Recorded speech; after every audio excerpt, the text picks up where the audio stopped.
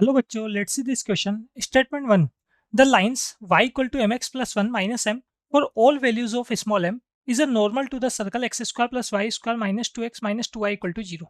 Statement second. The line L passes through the center of the circle. Clear? देखो यहाँ पे जो lines आपको गिवन है इसका इक्वेशन है y equal to mx plus 1 minus m. Statement 1 में अगर हम बात करें तो और आपको बोला जा रहा है कि m की सभी वैल्यूज के लिए क्या होगा, हमारे पास ये जो लाइन है इस गिवन सर्कल का क्या होगा, नॉर्मल होगा. ठीक है, तो सबसे पहले हम ये जो सर्कल गिवन है इसकी बात करते हैं. देखें, इक्वेशन ऑफ सर्कल.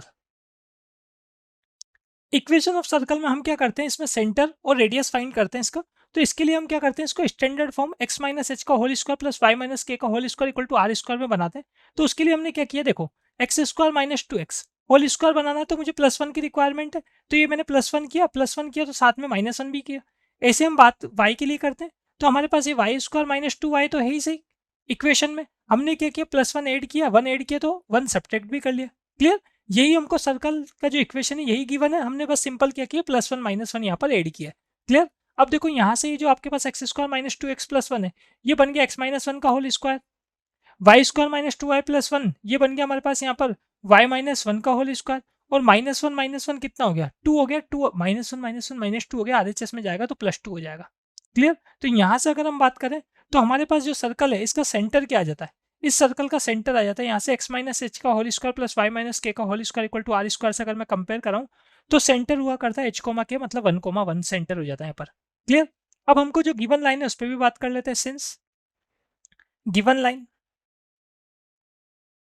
तो गिवन लाइन जो हमारे पास यहाँ पर है इसका इक्वेशन क्या है, इसका इक्वेशन है y equal to m x plus one minus m. Clear?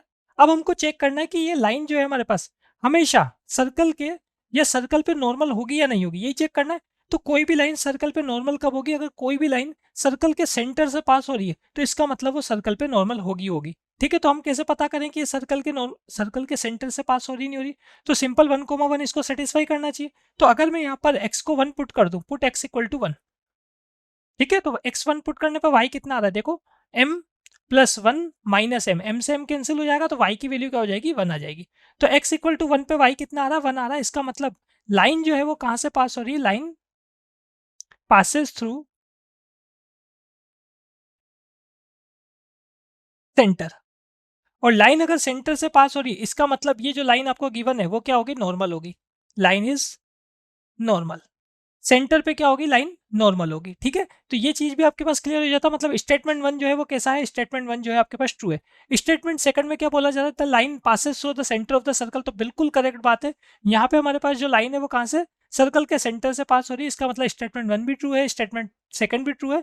और स्टेटमेंट सेकंड जो है वो करेक्ट एक्सप्लेनेशन है किसका, स्टेटमेंट फर्स्ट का. इसका मतलब final answer is option number A. Best of luck.